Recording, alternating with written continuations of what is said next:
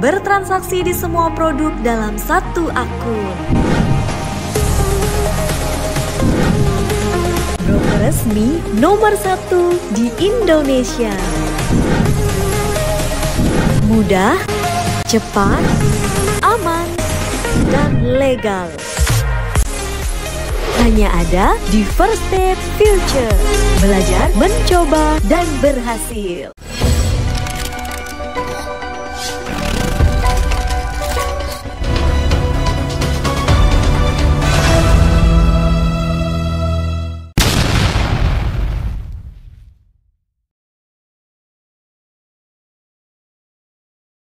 Halo, kembali lagi bersama aku Desi di Ama Ask Me Anything.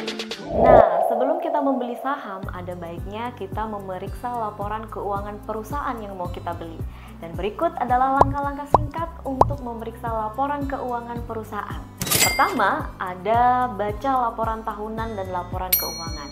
Kita bahas satu-satu ya. Nah, yang pertama itu laporan tahunan, di mana di sini kita mendapatkan gambaran umum tentang kinerja perusahaan selama setahun. Sedangkan untuk laporan keuangan, di sini kita fokus pada neraca, laporan laba rugi, dan laporan arus kas. Kedua, analisis neraca atau balance sheet. Di mana di dalam analisis neraca ini juga ada 3. Yang pertama itu adalah aset. Aset di sini kita memeriksa total aset, khususnya aset lancar. Poin yang kedua itu kewajiban atau liabilities. Di sini kita membandingkan kewajiban jangka pendek dengan aset lancar untuk menilai likuiditasnya. Nah, poin yang ketiga itu ada ekuitas pemegang saham atau disebut dengan shareholders equity, di mana di sini kita menilai nilai bersih yang dimiliki pemegang saham.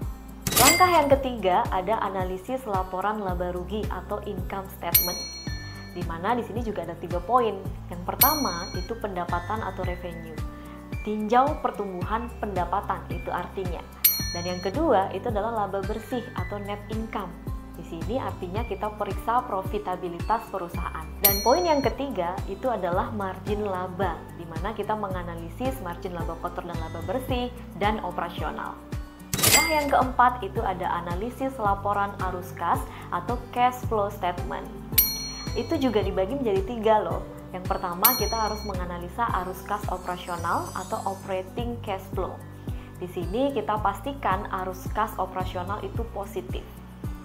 Dan yang kedua, itu ada arus kas investasi atau investing cash flow. Di sini kita lihat investasi dalam aset tetap. Sedangkan yang ketiga itu ada arus kas pendanaan atau financing cash flow, di mana kita meninjau aktivitas pendanaan seperti penerbitan saham atau pembayaran dividen. Langkah yang kelima itu analisis rasio keuangan. Itu dibagi menjadi 3 bagian juga. Yang pertama itu rasio likuiditas. Rasio likuiditas di sini termasuk current ratio, di mana disebutkan adalah current asset atau current liabilities.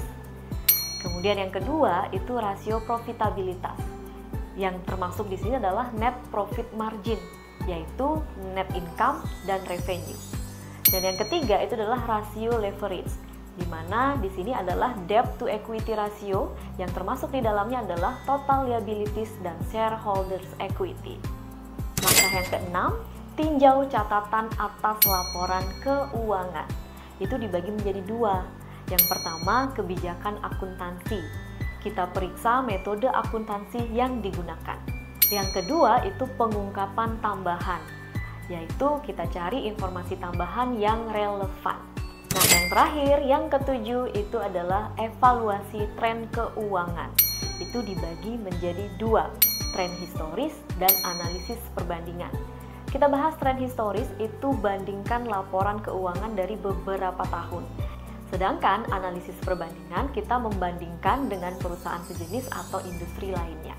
Nah, dengan langkah-langkah ini Anda dapat memperoleh gambaran yang jelas tentang kinerja keuangan perusahaan dan membuat keputusan investasi Anda yang lebih baik.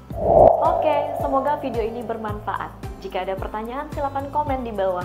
Dan jangan lupa like, share, dan subscribe. Bye-bye!